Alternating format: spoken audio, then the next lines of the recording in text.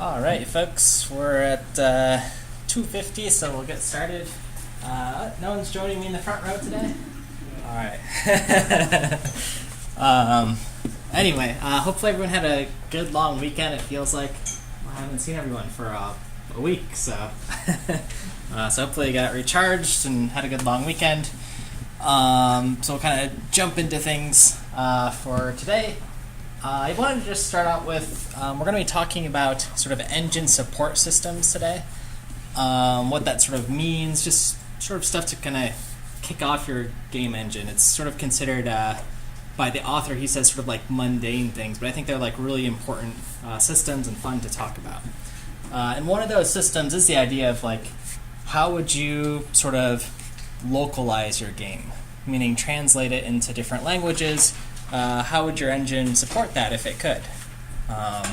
So I don't know, do you guys think that's a big effort in general? Yeah, thoughts? It could be a big effort in terms of gameplay if you need to like cut out a section because it's offensive or just can't be displayed there or something. Yep. You have to kind of figure out what to do there. But Yep. for the rest of the stuff like music, some of the art assets, that would be easier to make because that would just be like a drag and drop process. Yeah, just drag and drop, swap some files.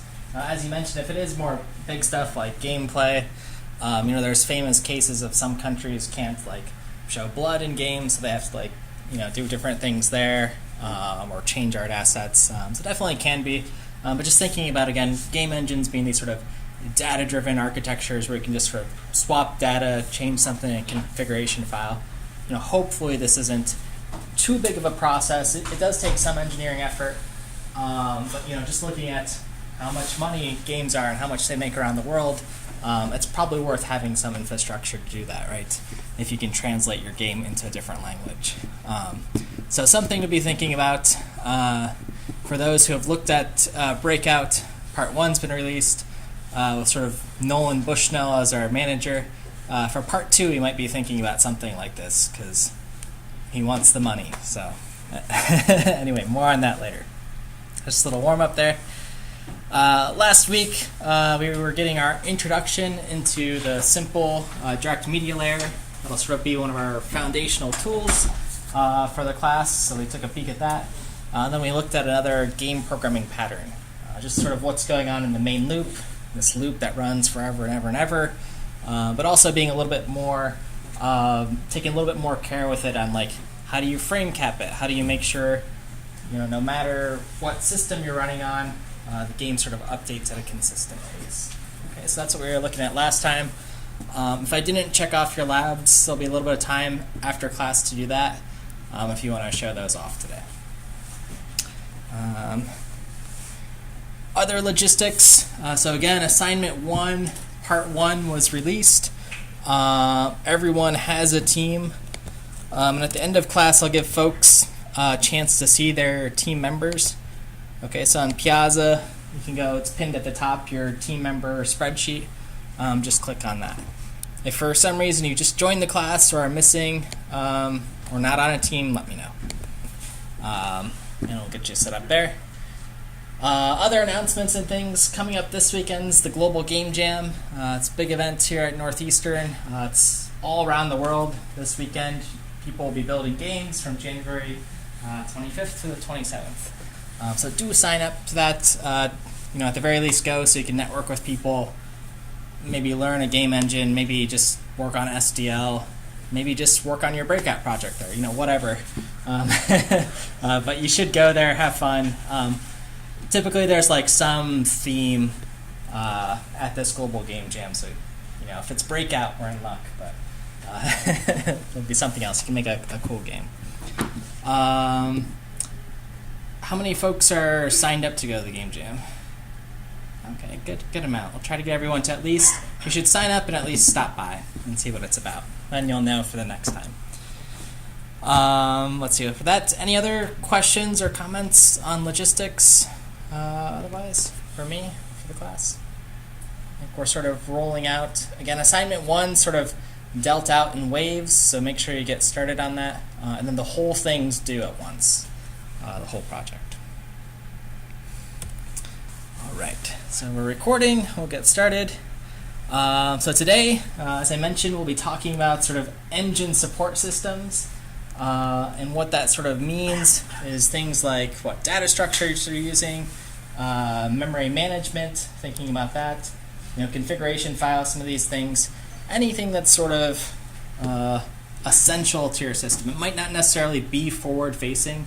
I'm not talking necessarily about like the graphics engine or something that's in your face, but the stuff that supports that in the background. Again, that makes a game engine sort of data-driven. At the end, if we have time, we might get to talking about the standard template library available in C++, just so you know what's sort of available there and what to use.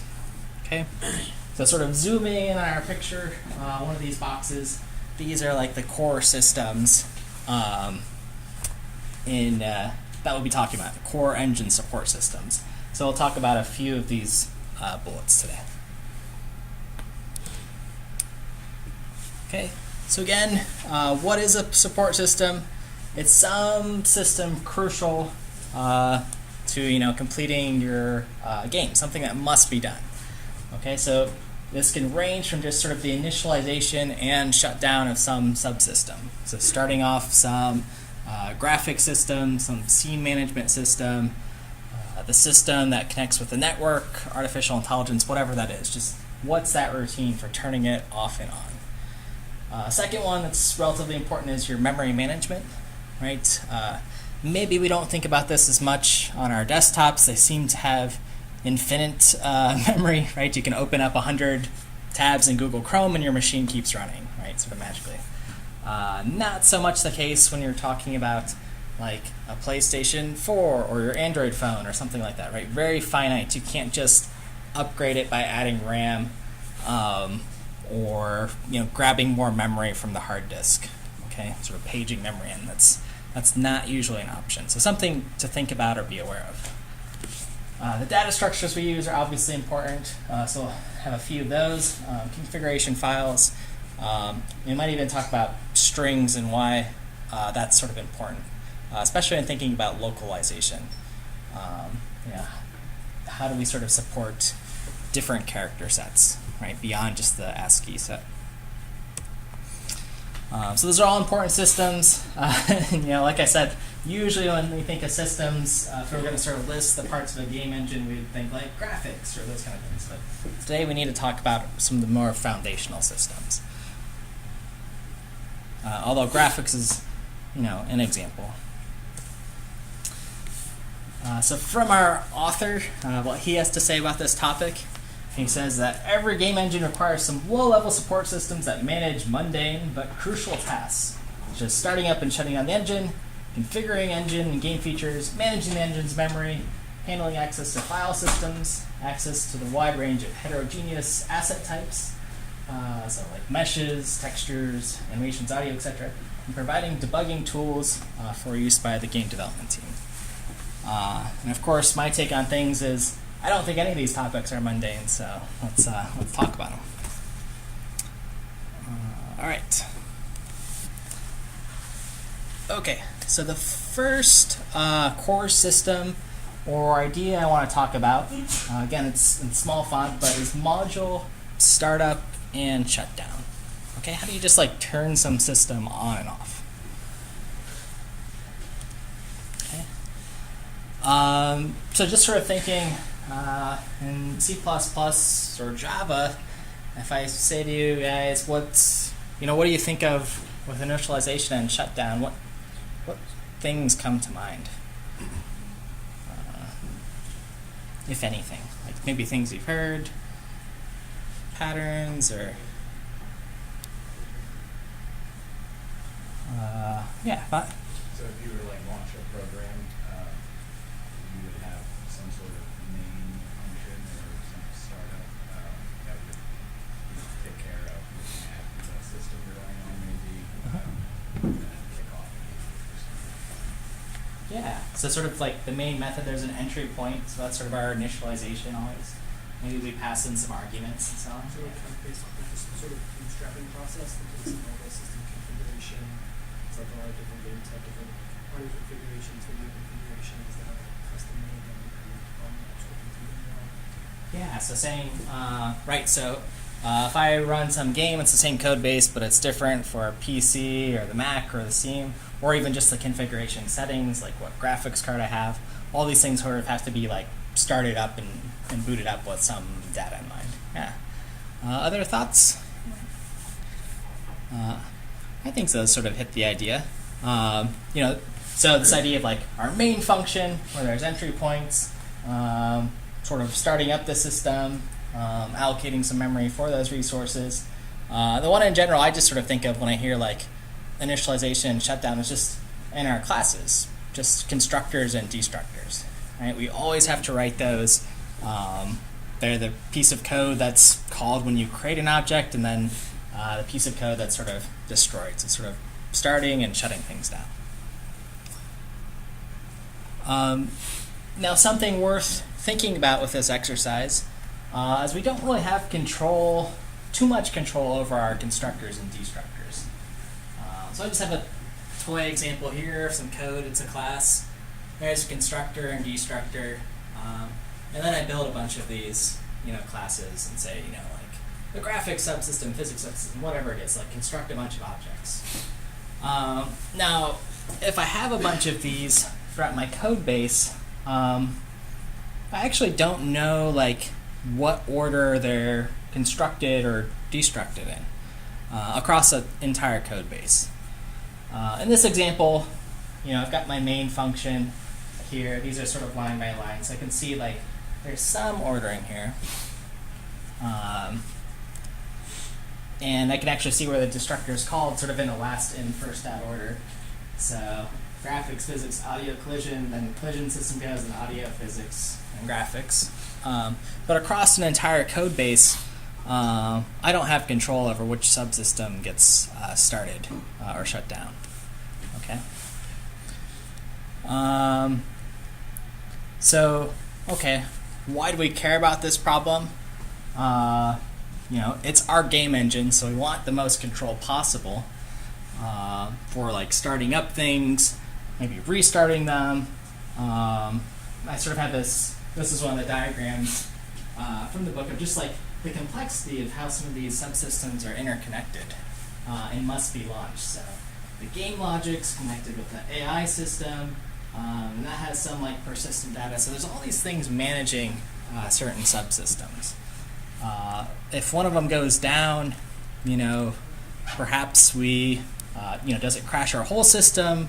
Can we just restart it? Does restarting it mean like calling another constructor and making an object?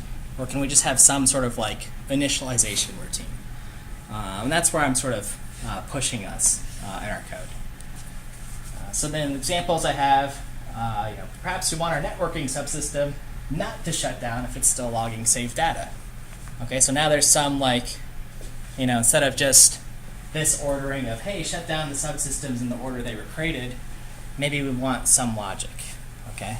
Like there is some data that needs to be logged, so, shut down networking if this is not happening or that this is happening, okay? Other examples are sort of like, if you want to initialize two systems concurrently, could you do that in two separate threads? Right? If the audio system's not connected to the AI system, you can sort of set those up concurrently in two different threads. So that's sort of a performance benefit. And then, lastly, maybe we don't want to shut down, the whole game. We don't necessarily want like some master switch. We just want to turn off parts of it. So the sort of example I have, and maybe you guys have experienced this, you go into a game, you sort of change some configuration settings, you change the resolution, the screen goes black for a second, and then it comes back. It's just like starting and shutting down the graphics subsystem. It's not saying, hey, turn off the entire game. Maybe sometimes you have to do that, in which case they're not using this pattern. But that's just another example. Turn off graphics, turn it back on with this resolution. Okay. So what solutions do we have to sort of enforce this ordering? Beyond just being stuck to what C++, the language, gives us. simple solution you can use now and forever is just don't do any more work in the constructor or deconstructor anymore. So your constructor code and your destructors are now blank. So maybe this isn't what you learned in C++ programming or before. Right? There's all these patterns like resource acquisition is initialization, these sort of rail patterns, and those are good patterns. But this is game engines, so you use each as needed. But the typical pattern, you just write your own little startup and your shutdown method. And then you could have like a reset pattern or something like that, which calls shutdown and then startup right after. Okay, and that's sort of the simple approach. So in this class, it's acceptable not to do any work in your constructors and destructors, okay, for like management systems. That makes sense? Maybe it's new, maybe it's scary, maybe you haven't seen it before. I don't know. So in a lot of gaming libraries, we'll see this. So I'm taking these examples from an engine we'll look at in a second, from two from the book, Ogre and Naughty Dog's engine. But we've already seen this in like SDL. If you look at the code, I had the caveat that SDL is a C API and doesn't have constructors and stuff. But there's like an SDL initiate system, SDL quit, and then it's got its various subsystems. So you can quit and then initialize video and audio and those kind of things. If you take a careful look at lab 1 and 2, you'll see where those subsystems are initialized. Same pattern there. So if you don't want to just take the simple approach of like shut down and start up, there's crazier things you can try. You could have like some sort of priority queue that says like the graphics must always turn on before the render manager does, and then the file system. You could do those kind of things, but just have a startup and a shutdown method.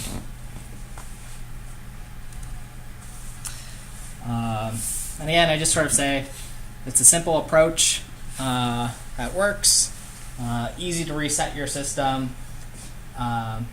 If you have other subsystems that you sort of want to turn off and on occasionally, like debuggers or loggers or those kind of things, then you just turn it on for a little bit, log some data, turn it off, and then you can sort of work like that. That's sort of nice. Right? So if you have a little system doing those SDL log calls, you can just turn that on and off at will. The caveat that's presented with this idea is that if you have lots of inheritance, this doesn't work as well. Anyone think of why? I don't know if it's a technical thing or a human thing, but why might this pattern sort of mess up if I have inheritance? Coupling two objects together. Yeah, so we're sort of coupled, right? If I know the physics manager, graphics, let me pick two that these ones aren't too coupled. Oh, animation and like physics are sort of, maybe those get coupled. Well, then every time in the code base I need to make sure I call the one initialization with the other. That might be hard to remember. With regular inheritance, you at least have that guarantee of calling one constructor calls the other one. Yep. Besides opponents, are there other downsides to using this versus constructors and Other than just sort of remembering that you have to call shutdown, and you'd probably make all of your constructors and destructors private so they couldn't be called. That's about it. So it could be like just a readability issue. And again, this pattern works well for things that are like sort of big, like managers of things. Maybe you don't need to do this for everything. In general, though, for this class, I'm going to skew us towards like what gives you the most control possible, and that's what this idea gives us. So I like it. It's simple. Yeah. Other thoughts on this? Cool. All right. So just as an example of sort of structuring these subsystems. Here's the two examples. Ogre 3D, how it does it. It sort of does it in the way that I showed. And then Naughty Dog, apparently, I don't have the source code for it, but it does like something similar, according to our author. From the actual Ogre documentation, there's this giant root class. So I'm going to show that in a second. In the first line here says, Ogre root class represents a starting point for the client application. From here, the application gains access to the fundamental systems, rendering, etc. And then it sort of gives access to other systems, and it's sort of this hub for starting things up. Okay. So in practice, what at least in the Ogre engine does, Ogre is sort of this high-powered rendering engine. I wouldn't call it a complete game engine. I'll show you what it is in a second, but it's close enough.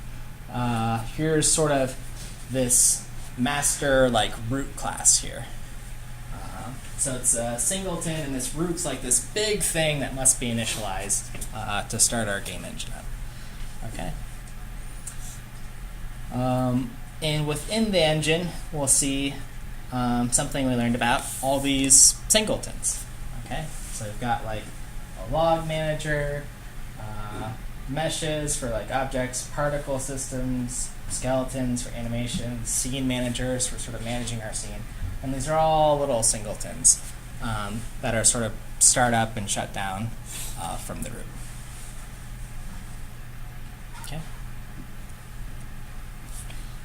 And then when using the actual engine, okay, so there's a root object here, but otherwise, there's an initialization that you call in that root to start up the system. Okay. And then anytime you want to create, one of these subsystems, they're explicitly calling, create the rendering window, create the scene manager, etc.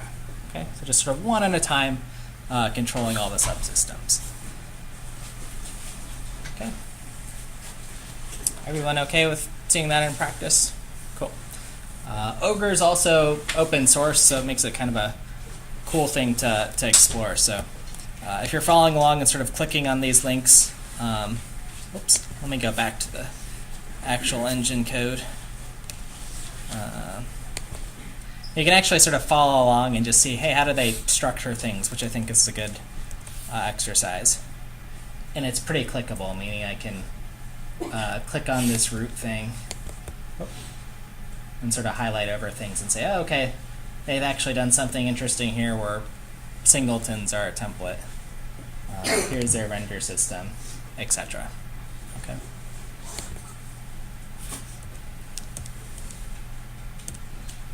Okay, so I've talked about Ogre. I just want to show what it is, just to sort of put it on our radar. Let's see. I've got this machine set up here. We might have some sound. There's a little bit of music. All right, so Ogre is a graphics engine primarily.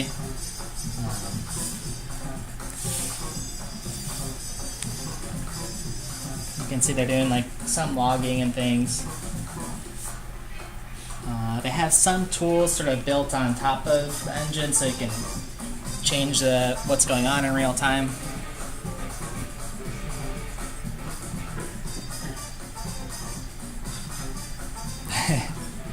Mostly graphics stuff. For folks who have taken graphics or are taking graphics, playing around with sort of the frame buffer and the shaders here.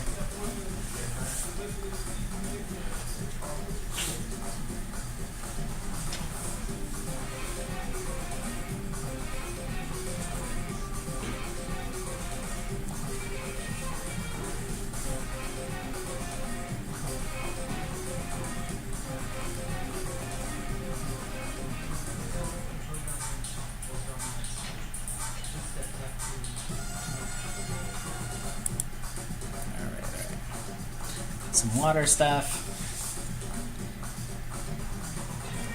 The only thing this tool is really missing from being like full-blown out game engine is some sort of like scripting engine built on top of it.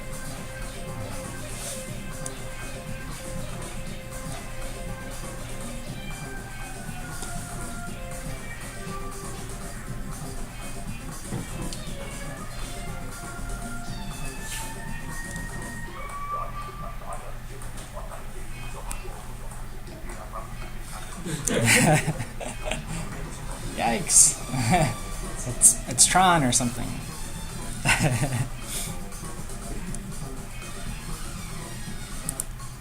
Alright. So I think we kind of get the idea.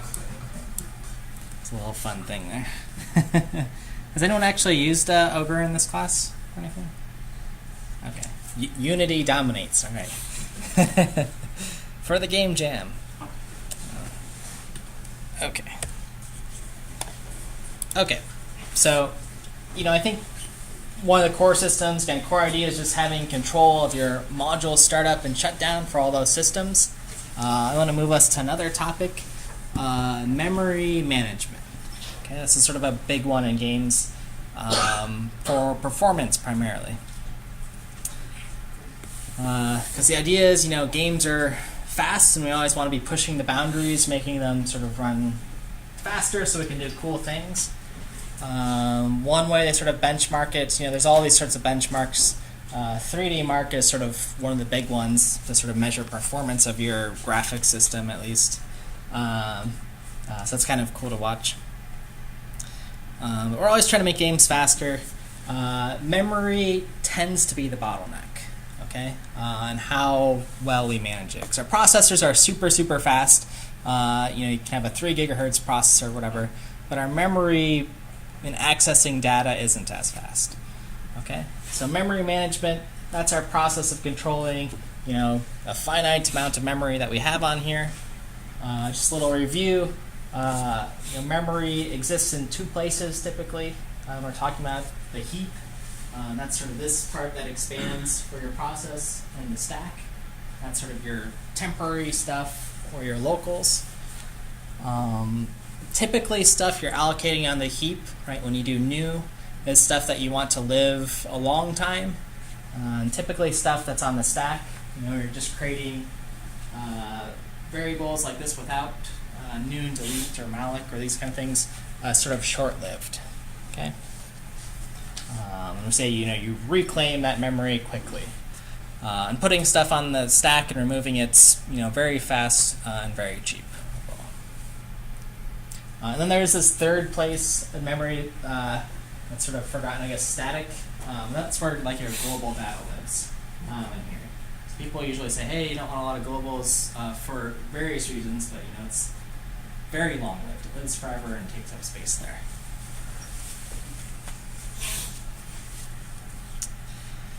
Again, in C++, the keywords new and delete, and then delete with the brackets, if you're allocating chunks of memory, arrays, are how we manage our memory on the heap. And you've probably already done this. I guess if you've run the lab, you've done this without knowing. If you've written some C++ code, certainly you've seen these guys. So the idea of memory management isn't for it to be like intimidating. It could just be as simple as using new and delete, which sort of control how memory is allocated for us on the heap. Okay, so here it is again. If you need a refresh, you're looking for dynamic memory management. Other key thing is to really think about new and delete as a memory allocator, like an actual algorithm that's being sort of managed. And if you sort of think about it that way, it'll also help you remember not to mix it with malloc and free, which is a separate memory allocator that works in its own pair. So try not to free stuff that you've newed or delete stuff you've malloced. Bad things will happen. Okay. So we're writing our programs and games and creating objects. We're dynamically managing our memory, call new. putting things on the heap. Now this is pretty slow, thinking about memory. So maybe some things you've come in here knowing or not knowing. Why would it be slow when I make a call to new or delete? Why is that slow if I'm sort of allocating memory all the time? Right thing here. Yeah. I was just thinking about that. I mean, I guess allocating the memory actually involves running through and seeing where you can get memory from. So, Yeah. the more memory you have allocated, longer time than length of time. In this case, you can allocate to. Yeah, there's some searching going on at least. Maybe depending on how you've organized it, at least some binary search. But that's still like some structure that's being allocated and managed over time, or linear search. Why else? Anyone else have thoughts? And why do we try to avoid allocations in games? And this might have been the first time you've heard like avoid allocation. What do you think?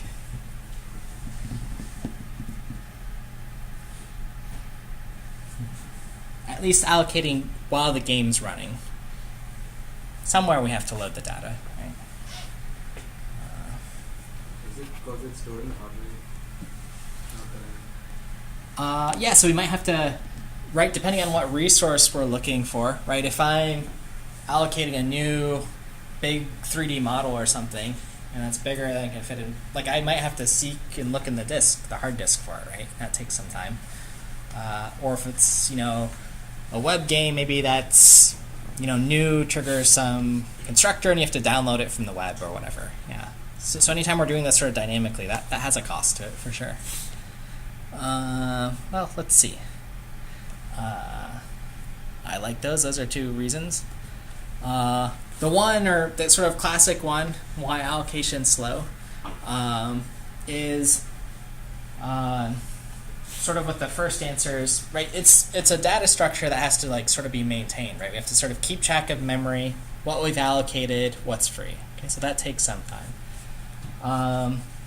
The allocator that's given to us for C++ is said to be good for all programs. It's just sort of this very general purpose. The creators of C++ didn't say, hey, we're going to make this really good for game developers, but who cares about databases or whatever? They said it's got to be like generally good for everybody. So if you actually look at the new code, I have like just a snippet here. I don't know. It's like a few thousand lines of code for the algorithm for just how do I like grab some new memory from the operating system. Okay. So it means it's trying to handle a bunch of different use cases, whether you're allocating like small pieces of memory or really big. Okay. You can imagine just having that amount of code in a function adds some overhead. Okay, and then it has to sort of be managed. Okay, so that's from the .h file. The second is, or at least one of the two, there's many reasons.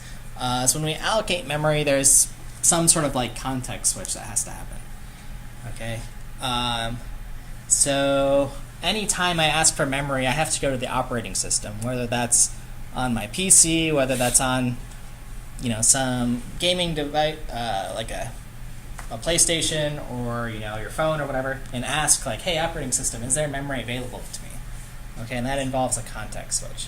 So then your operating system has to sort of take control and say, hey, I'm going to search through all my resources, see if I can find memory anywhere. If it can find it, it grants it to your process, and then you go back to your game, right? So there's this like pause that has to happen. Okay, so if I sort of like illustrate it, we're running this game. Something cool is happening. There was just an explosion. So it needs memory for this effect, right? So something was triggered. There must be explosion, so we need to allocate memory for those particles, right? Load in this resource. So I have to sort of pause the game. And then we ask our operating system, hey, operating system, is there memory for me? Yes, maybe there is. Then, when we go back, we need to construct our object, load that resource, which might involve, seeking it from the hard disk, and so on. And then we can come back. So then we can resume. So if we have to do a lot of allocations, this is said to take a lot of time, right? This is a lot of cycles. There's already a lot of cycles that occur just from, again, this is like a computer systems thing, but like saving your state and then going to your OS, that has a cost to it. But then all those other steps in between. Okay. Question, yeah? So the first part of that is because the C++, or in C++, the memory allocator is optimized for all situations. But if you were going to have an application where you know you're only loading like large pieces of data, or if you have some big like control scheme where you have certain sections or I guess tiers of data sizes, you can then have your own optimization that might make allocating a little faster. Yep, exactly. So if you know we're making breakout and every brick takes 4 bytes to represent, it's like a tiny image or something, your allocator can just say, hand out things in 4s always. And that's sort of, the logic for that is much smaller in the code. There's like one if condition to check versus like, oh, is it this big? Is it this big? Is it within this range? Etc. So you save some from that.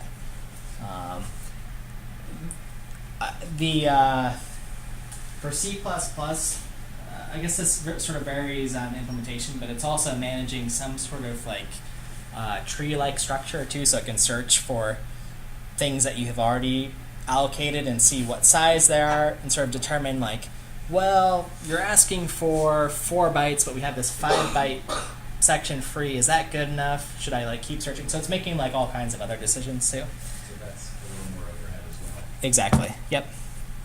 And again, if we're thinking about games, right?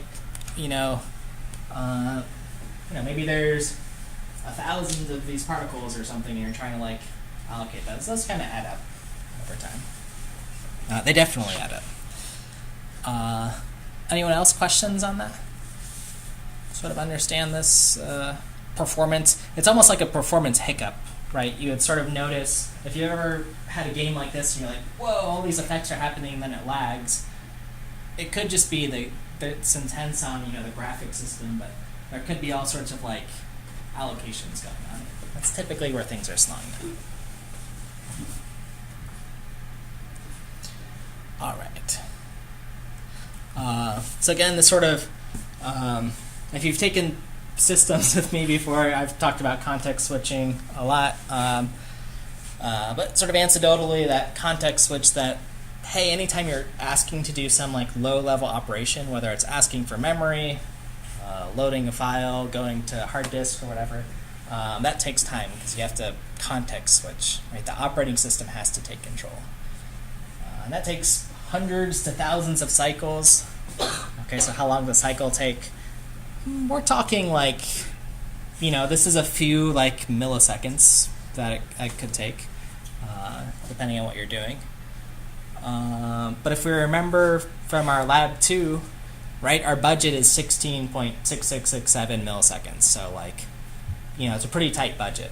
So even if this is just taking like 2 or 3 of those, that's considered a lot. Okay, if we're thinking about it like that. Okay. So the ideal memory management for our games, for our engines, is just to allocate one time at the start of the program. Or sort of say, hey, give me a bunch of memory. Give me however many this bytes is, 100 billion or 100 million, whatever that number is. And just sort of be done with it. Then you only have to go to the operating system once and make this ask. And then now it's sort of up to you to manage this chunk of memory that you have. Okay. Then it's up to us to sort of implement our own allocator to deal with this. Okay, so now we just have all this space, and we got to figure out how to put stuff in it. That makes sense? That's sort of what's going on when you play any game that has a loading screen, right? Load all the stuff up front, and then don't worry about it. Load up all the stuff you think you'll need. Okay. So to do this, you can override the functionality of new and delete. I don't know if this is sort of a redundant question. Why would we want to do this? Again, sort of for performance. That's sort of the main one. A few other reasons. They're all performance related. But sometimes it's nice to, if you have your own allocator, you can also see who's using memory. Is it graphic stuff? Is it audio stuff? Is it the artists? And sort of, figure that out. Okay. The overall sort of goal is if you can understand what your data is and how much you need, then you can say, hey, I need to malloc exactly 562 megabytes there, and then you're just done. Okay. If you understand your data, then you can sort of optimize your engine. If you understand where you're loading your data from, we get some other efficiency gains, right? How we sort of organize things. We could say this improves locality, which is a concept I'm going to talk about in a second.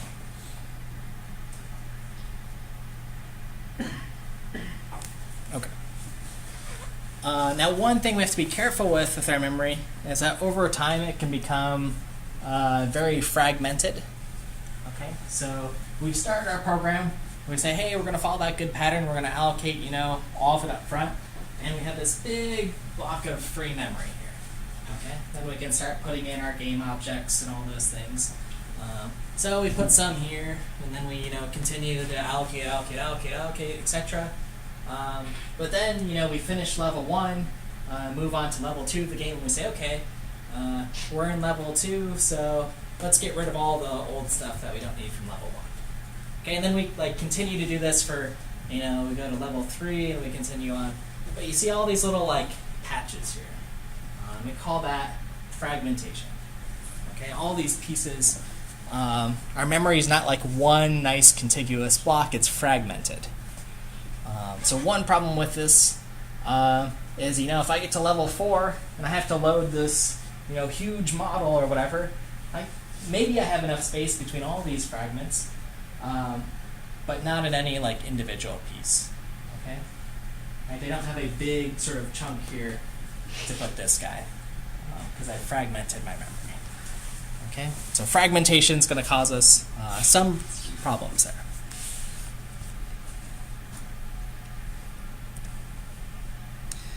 Okay, so we can fix fragmentation by sort of relocating where these blocks go. Okay, so this is something we could do with our allocator, maybe in between levels or something, and sort of defragment our system. Okay, so this involves sort of shifting and just moving these blocks around. If we have pointers in these blocks, we have to sort of move those too. But that's all it is, sort of squeezing stuff together. And maybe the best way is just to show this. Has anyone defragmented their disk before? Yeah, if you've done that, that's this process that's going on. It's sort of putting things, squishing them together so they're nice and close. If you have stuff that's sort of close, you can find it faster. And then you have these nice big chunks where you can allocate things later. Okay, so that's the idea. That's something we have control of when we have our own allocator and our own chunk of memory. Okay, so within memory allocator, we have a few different strategies we can use for how we build this thing. There's a couple sort of well-known ones. You can have a stack allocator, a pool allocator, single frame allocator, and double buffer allocator.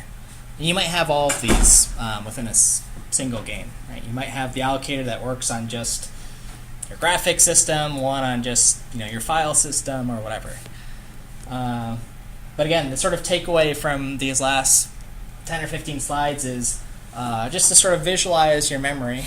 Where are you putting it? Are you using new a lot and just sort of allocating things on the heap? Or are you putting them on the stack? Again, memory is not like an infinite resource, so we have to manage it. So through really quickly what these strategies are. A stack allocator. As you can imagine, the stack data structure, you're just putting things one on top of the other. So in this case, you're allocating more blocks here as you're creating objects. And then when you deallocate, you just pop off the top of the stack. Okay? So that's something like our local variables, and those things work anyway. And we don't have to really worry too much. It's pretty easy to manage, and there's no fragmentation here. Right? Everything's contiguous. So we're being very efficient with our memory. A pool allocator is also kind of a simpler implementation. This is where we just say, hey, each of our blocks, because we know our game, we know our data, we're making breakout, they're each going to be 8 bytes. So just give me a bunch of 8-byte blocks. Right? Break up that big chunk we have equally. Now this one can become fragmented. Right? Stuff that we're using isn't right next to each other. There's gaps. But we know if we need to create new things, we can just find some free position here because they're all exactly the same size. Yeah? For the stack allocator, do we need to know what the predetermined events that will happen to do something like that? Yep. So is that a requirement? Yeah, so we would say like, hey, this is level 1, so load like, all the level 1 stuff or whatever. And then for level 2, maybe we just, deallocate everything and then allocate again. And then if there are like dynamic things happening which you don't know or are really truly dependent on the user, then you can sort of allocate quickly on the stack. And at least it doesn't have fragmentation. Or that. Yeah. We could get a little bit fancy. You could have a sort of double-ended stack too. So I think maybe this leads into your question, like maybe we know like part of the stack has stuff that's going to live for a very long time, and then maybe some other stuff that'll live sort of shorter here, and then we'll just sort of like push things on the stack from one end that are sort of short-lived, and then things that live a longer time on this end. This is sort of how your program's actual stack looks like. This thing that's growing from one direction and the other. Right, the heap's like growing down this way and the stack this way or whatever. Does that make sense? A sort of double-ended stack? And grow things that are going to live for a very long time on one side, the level, the main character, etc. The stuff over here is like some particle effect or something that's going to fizzle out quickly. And then everything's nice and contiguous. No fragmentation. Again, here's the pool allocator. Again, just the idea that this is like an array, or you could have just some linked list, or some way to keep track of, hey, here's the first block that we can reuse when we need to create some object.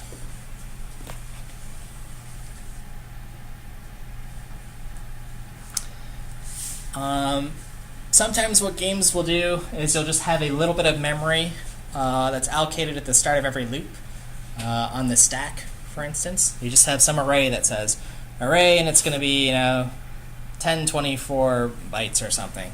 Then you can use that memory sort of however you please per frame. That way you sort of have like this fixed budget, right? And you can make that bigger if you have more in your 16.66667 millisecond budget, or you can make it smaller. Okay, you have like some playroom to work with. Typically what this single frame is like your screen resolution, where you could like draw some effect or do some like post-processing thing. Which sort of leads into the other one, which is a double buffered allocator. Pretty much the same thing. You're just allocating a two-dimensional array. I gave away the answer. And like drawing your screen image. Okay, that's what you're sort of doing. Drawing one image and then getting ready to draw the next image and then swapping them. So if you saw in our SDL code, there's like a SDL GL swap window function. That's what it's doing. It's allocating there, drawing the image, and then getting ready to draw the next frame and that next buffer. Questions on those couple strategies? Okay.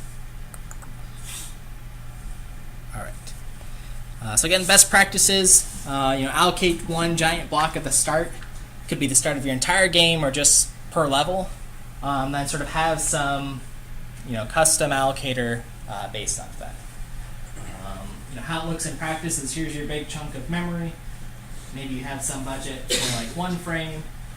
Your other, this could be some stack or a pool of memory or whatever, persistent stuff, and then something for dynamic events that are happening. But you're just filling in the space rather than constantly asking the operating system for more or less memory. And that's where we talk about. So if we can allocate everything at once, we've essentially avoided context switches in our game forever, which is cool. So you don't have to worry about that problem anymore. Okay. So we saw fragmentation, that's bad. Whether it's just sort of like limiting the size of like some resource we can use, or just not having contiguous pieces of data is sort of bad for us. Because if we don't have stuff that's like right next to each other, it's sort of bad for how long it takes for us to access things. So if you've ever heard your hard disk start spinning up, that's because it's sort of like seeking to many locations to find things. If stuff's right next to each other, that's much better for us. Which sort of brings up this, again, systems folks, hopefully seen some like memory hierarchy. And before we go, we'll go on break here in a second, but this is leading up to like a cache and why we want sort of contiguous data that we can access one after the other. Okay. Let's take a quick 5-minute break till 3:47, and then we'll keep powering on.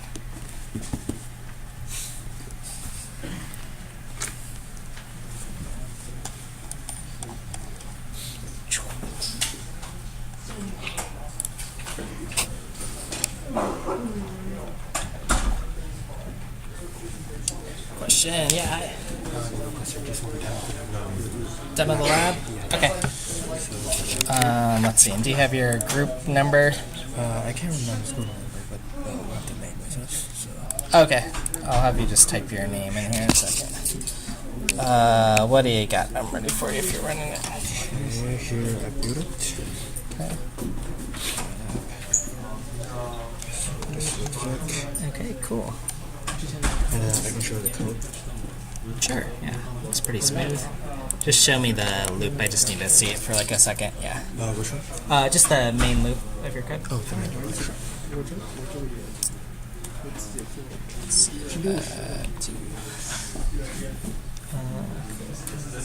So there have some jump right in between 58 and That's okay. 61. That's probably just some latency. Okay, cool. Looks good. What was your name? H-A-O How? T-I-A-N. Tian? And my teammate. Yes. Yeah. Your name? H-A-O H-A-O. W-E-I. Oh, W-E-I is name as well. Oh, got it. Y-U. Oh, wait. Okay, looks good, guys. Perfect. Thank you. Yep, looks good. More labs? Lab 2? In the very well. Sure, yeah. Playing 60. Okay, that's good. What's your lab number or name? Lab number. How about names? So I can learn names. Yeah. Fan name F-A-N. L-I-N-G. Yes, that's it. And perfect. Yusheng L-Y-U. Wow. Oops. Y-U. X-U-A-N. Yushan Liu, you said? Yeah, L-I-U. Got it. And I also, I think, I remember I showed you, but I don't know if you saw the left one. Okay.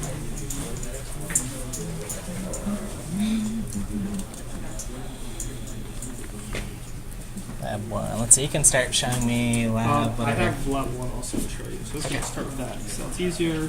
Okay. Give this a second. Because Chromebook. The Chromebook with Linux. So yeah, good. here's my red screen. What's your Alex name? Grunberg. Alex Grunberg. GRUND WERG. Got it. I get like surprisingly good mileage out of this. Yeah, here's the review. Yeah. Looks good. Okay, so Yushin. Got it. Looks good. Okay. And then this is Lab 2 partner.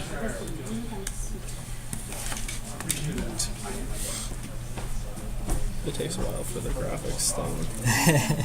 Yeah.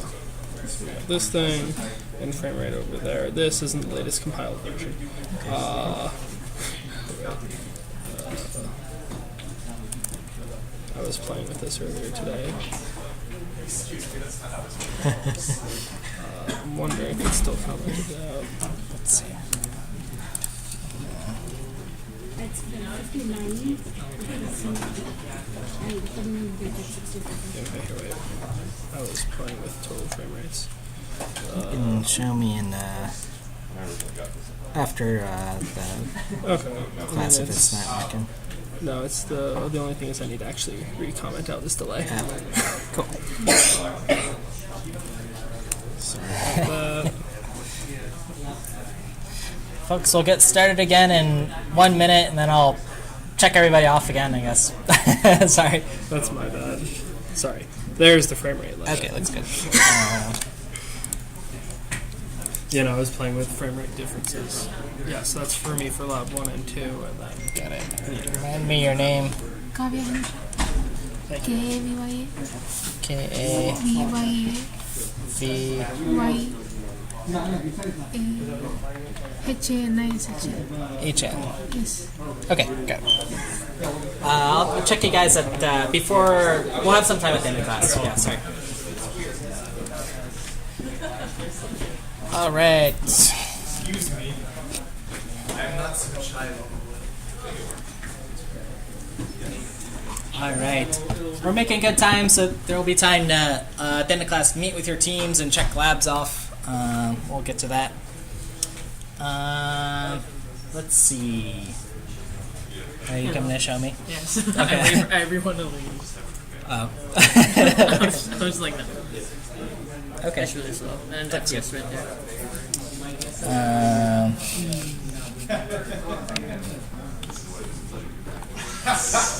Okay, so back in action. One of our goals, so we've been talking about memory, data, how we have a sort of finite amount. If you really want to get good performance from your games, actually any application you write, it's all about how much information can you keep in your sort of cache.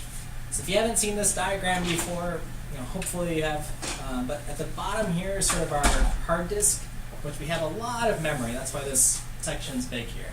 So we have a lot of it. It's sort of cheap, but it's slow.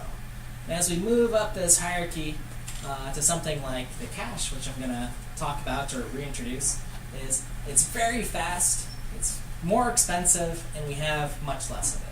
In fact, this triangle is not really to good scale. We have like 500 gigabytes of hard disk space. Cache space, we have like, depending on what level, a megabyte, maybe 64K. Like very, very small. But it's much, much, much, much faster. Okay? So we want data to be in the cache.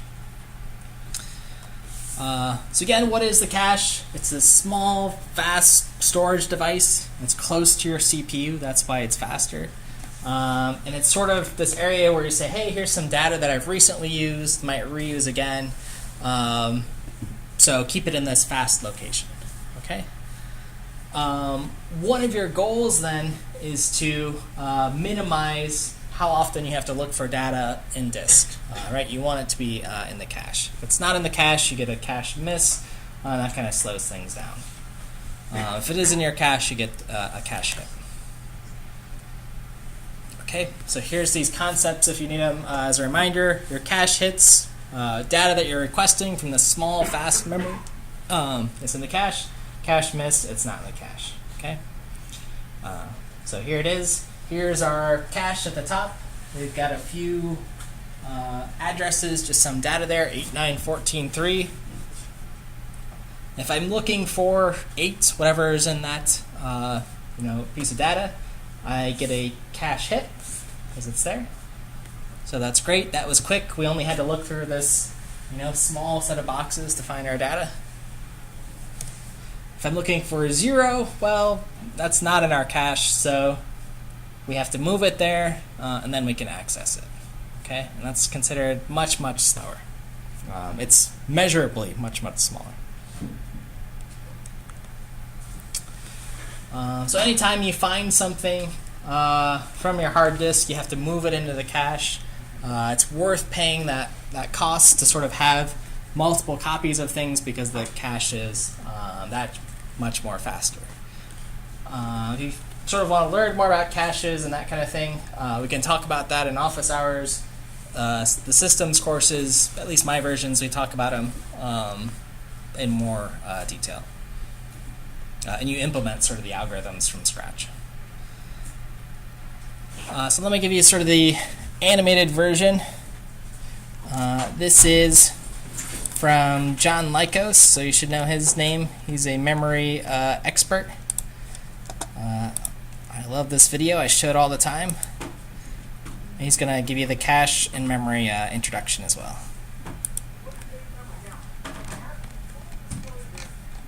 I spent a lot of time trying to optimize this talk so that I can communicate information. So here we have main memory and a CPU. But when I started, I was how you procrastinate a little bit when you get started. So this is my CPU's capsule, the core, the thing that does the CPU. And I had so much time on my hands back about 3 weeks ago when I started this that I actually figured out how to make this. See the shades? I don't know if you can see because that's from the wear of that wheel turning. You'll see it yet. It's going to turn. And this what we're going to do is we're going to start up our CPU. We're going to actually put some things in main memory. Watch this. See it? And look, we're accessing main memory. There it goes. You think I'm kidding? You know how maddeningly tedious it is to do this? I swear. All right. So then I realized I don't have all the time in the world, so this CPU doesn't work. This one's broken. I'll fix it later. Just take my word for it. But we do have a cache. So here's a broken CPU, which doesn't work, and or it's going so fast right now you can't see this thing. And we're going to access the same things. And when we access main memory, we get what's called a cache line. And that cache line, the whole thing, about 8 This whole thing comes in. Now, this is the ultimate oversimplification of computer hardware. I don't care.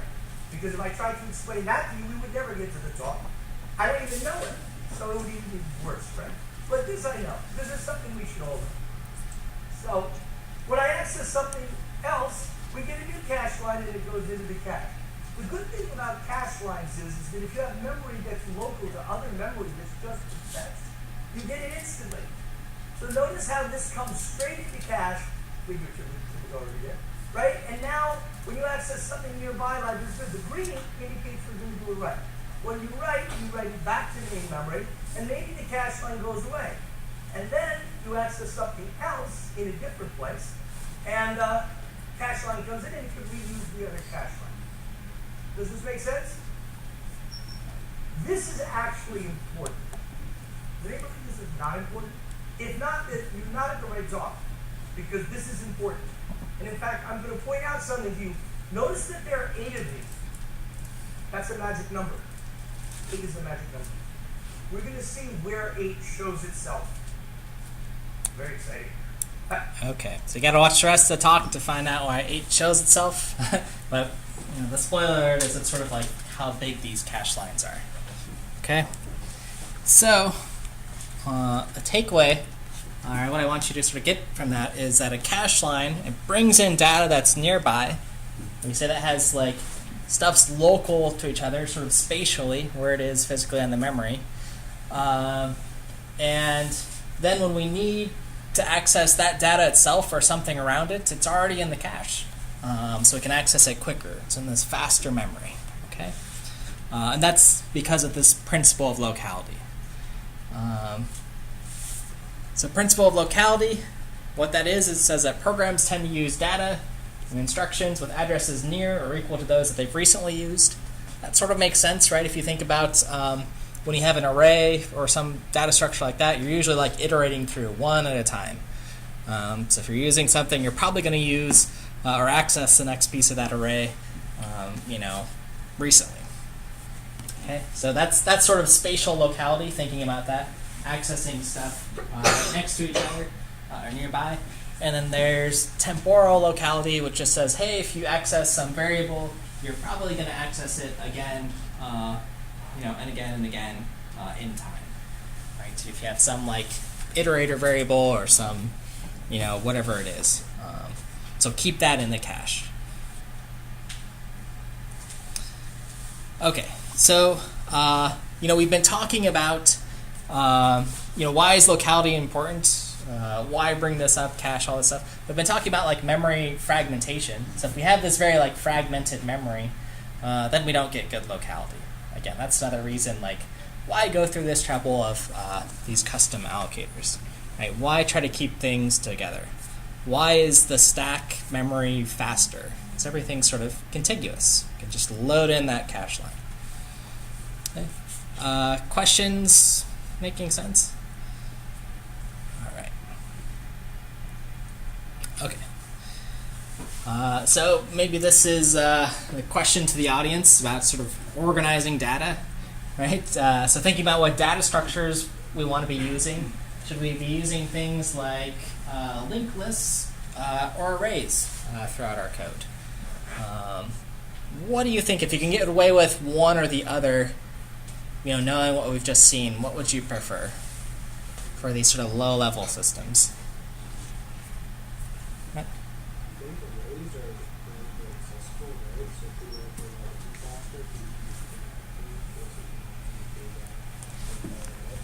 Yeah, so the answer that was given was arrays are sort of these contiguous blocks. You could randomly access, every piece. And usually when you bring in an array, it sort of brings all of it into the cache line. So that's much better. Versus linked lists, which are, these things that can be like connected from anywhere, right? They're just pointers to any location. As I follow some folks through game developers conference and stuff, and basically they just say, hey, if you can get everything into an array in your game, that's like the number 1 or number 2 performance thing you can do. So focus on getting stuff in arrays for these reasons of locality. Okay, so think about that with your breakout games. Okay, so some just general tips on data locality. Right? It can be both easy and hard to find these places for optimization. That's why, again, if you have this sort of custom allocator, you have some control over things. If it's a pool allocator, or stack allocator, etc. Thinking about things as far as code, functions. It's typically nice if they're sort of small and have all their code contiguous. That means you have an instruction cache, so it knows what's going to happen next. So lots of branches can hurt our performance. Functions, or if you want to get super optimal in sort of game engine, functions are laid out by the compiler in the order they appear in the C++ file. So if you're calling one function and then going to call the next one, like you can sort of lay those out in order. That's also sort of nice, right? Contiguous blocks. Any high performance code you have, try to keep that small. If it's small enough to fit in, there's many caches on your machine, but the one that sort of keeps track of what instructions you're going to execute, that's also good. And something else for performance, I don't know if it fits 100% of your data locality, but is to use inline functions. This was brought up at an earlier class, so what that is deserves a slide. Since it was brought up, but what's an inline function? It's taking the code or the body of the code from some function and basically just pasting in the body of the code right in the main. instead of making a function call. Okay, just copy and paste it in. Okay. This can improve locality in many cases, especially if this function has like a lot of arguments and these kind of things. But all right. So these are the advantages. Again, just keeps, you know, if your compiler can see all the code that's going to execute, it can bring in all those instructions at once in this contiguous block and execute. Disadvantages of inlining, well, you have lots of code. So if you have too much, then it's not all going to fit in the cache. Makes your executables bigger, etc.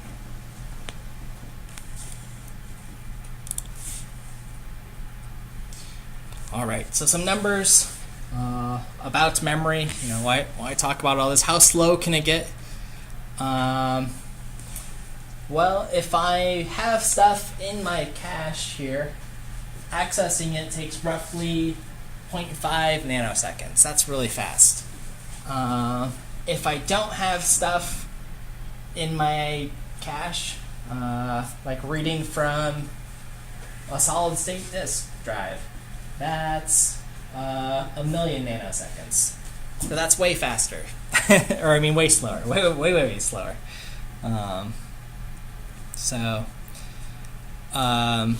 You know, again, just thinking about our magic number, 16.66666.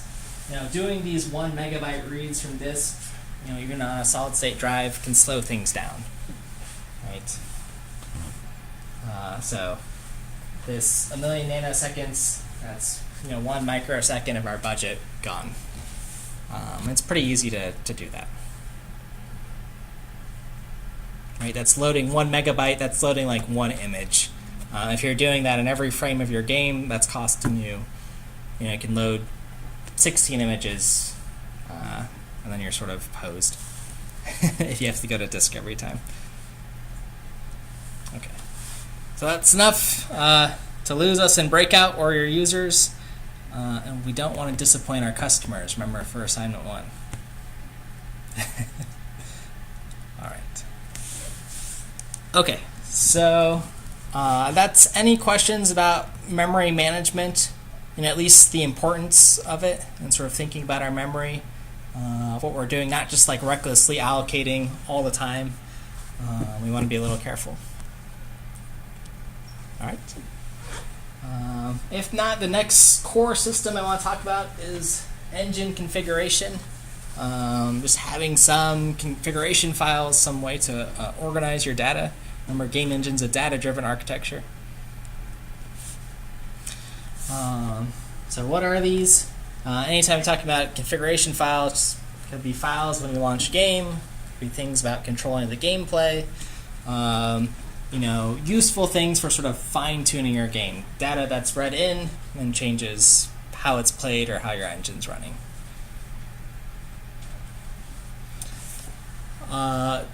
Typically, a fine thing to do, and for part 2 of the breakout project, just a simple text file will often do the trick. At least for our breakout game. We might want to make it some other format to secure it more, but just a text file that has sort of some property, that's the key, and then, you know, the value that you're assigning it. So, you know, difficulty equals, you know, very hard, or you know, the paddle speed equals 1.0, or whatever your settings are. Okay, those are things that can be dumped into a configuration file. That way you don't have to recompile your game every time. You just change this text file and run your executable again. Okay, so save yourself some iteration time. The sort of common extension is just .cfg for configuration. You can get a little bit more wild if you want with some configuration files. Some even are controlled by other languages.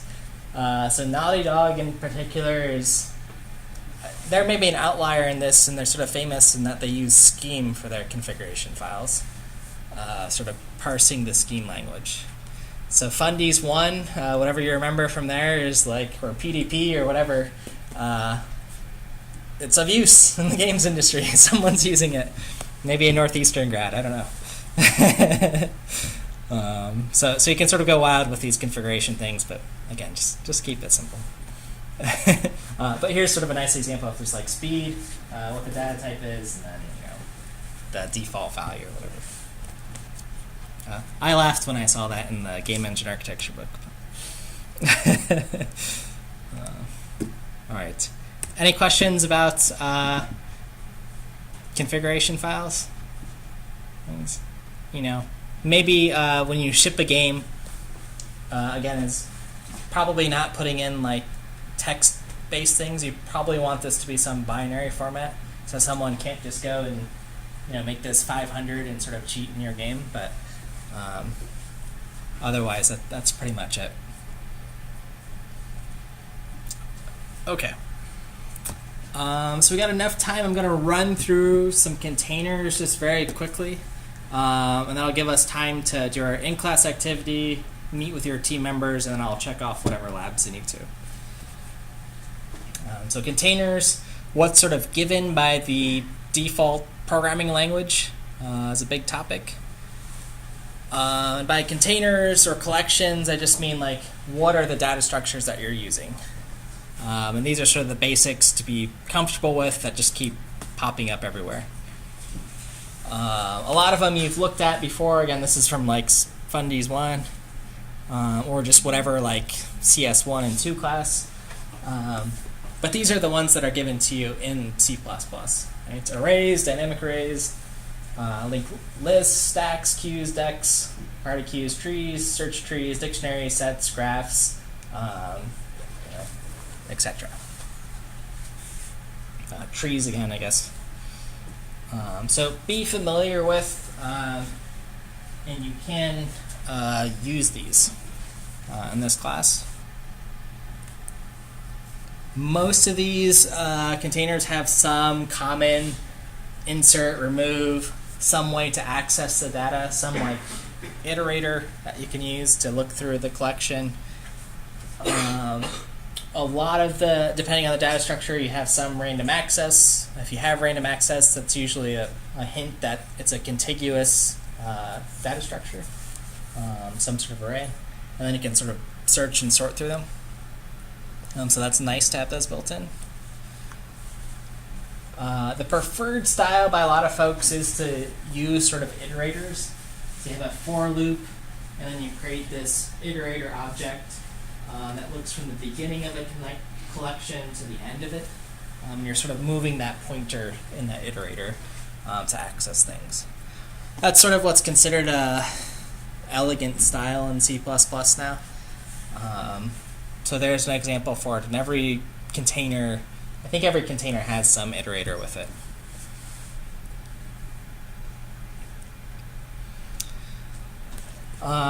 In this little piece of code, sorry, this is an aside, there's a ++IT. So this is a question I get a lot. What's the difference between ++IT and IT++ in C++? Does anyone know? Yeah. Is it the before and after? So we could iterated that or iterated afterwards? Yep, that's what the pre-increment increments it like before. This post-increment does it after. There's a super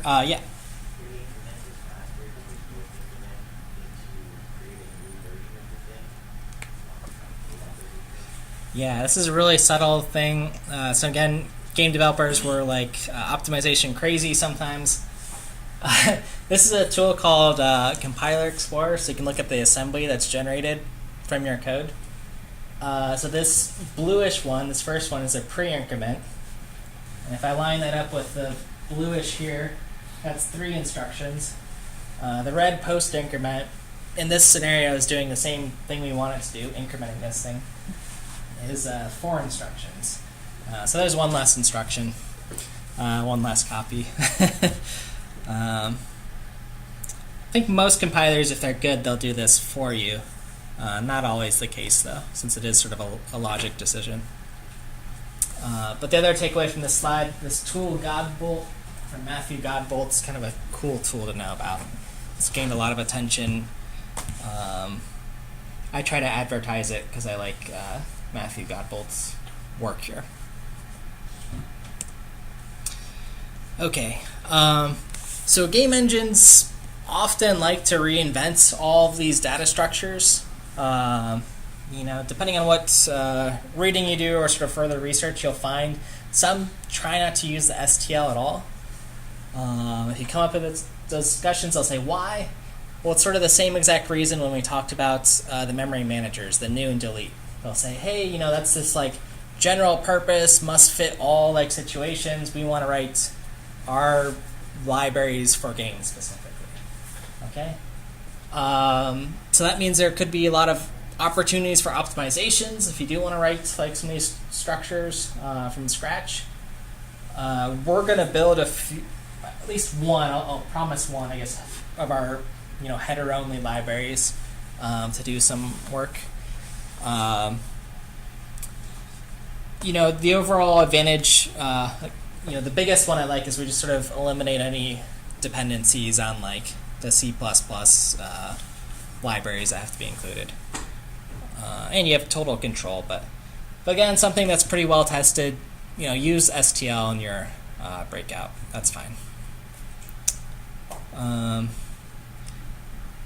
Okay, linked list is a structure we know about. They're sort of generic, they're templated. Occasionally you'll see the difference between an extrusive list and an intrusive list. What we've usually seen is like, if you've implemented linked lists, the intrusive list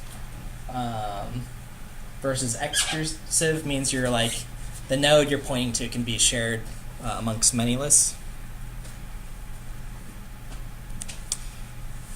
Hash tables we should sort of be familiar with, this idea of key value pairs. Just regular arrays you can think of as their hash tables too. You have some key that's an integer and then some value, maybe that's an integer. So there's notes on that if you need to refresh on hash tables. Strings, how are strings implemented, at least in C, what folks know? C++ sort of the same. Yeah. Array of characters, yep. That's all you get to them. There's usually like a null terminator at the end. Now there's problems with strings as far as, we started the lecture off talking about localization or the sort of nationalization, so supporting multiple characters.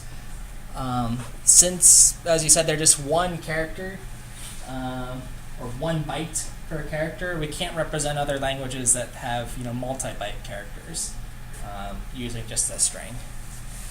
And that will be something we have to think about potentially in part 2. I'll give the teaser is you're going to have to support one other language in your breakout game. So I guess you can make that as hard or difficult as you like. That's a good practice to make it as difficult as possible.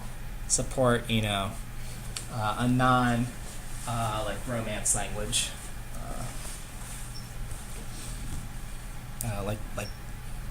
whatever. But that'll be your team's choice, and sort of fun. Algorithmically, comparing strings also can be expensive in our programs.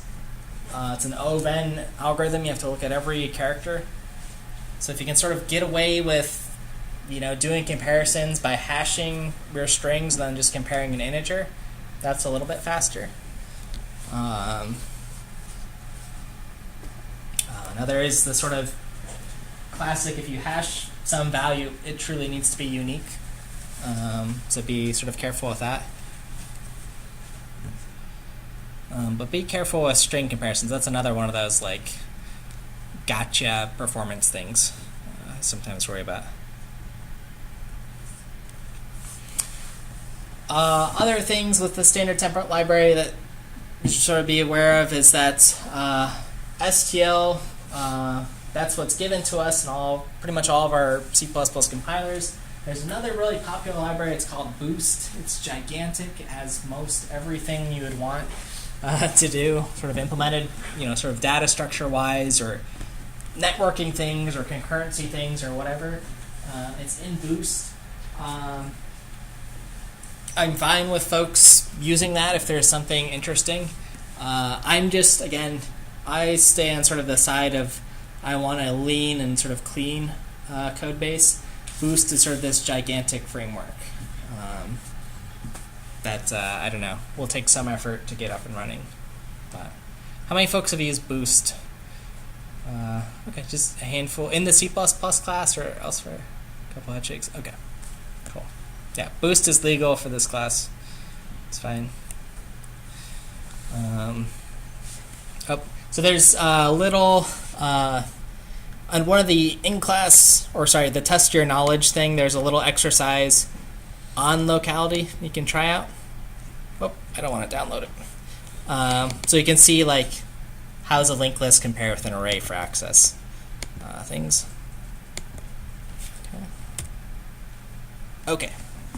So we'll get to, let me open up the in-class activity. We'll go through that. As soon as you're finished with the activity, you can come down to check off labs. And then I want people to meet, have at least one opportunity, like face-to-face with their teammates on the spreadsheet. So if you haven't reached out or don't know who your team is, we'll get that sort of squared away before we leave. Yeah. If we did show you our lab 2 last time, but didn't show you our lab 1 with it, can that be? Yeah, I'll take lab 1 and 2, yeah. Is it enough to say that because lab 2 ran, that lab 1 would have been completed? Probably, yeah. That's fair, yeah. Let's just go with that. Show me lab 2 just to save time. Let me open this up.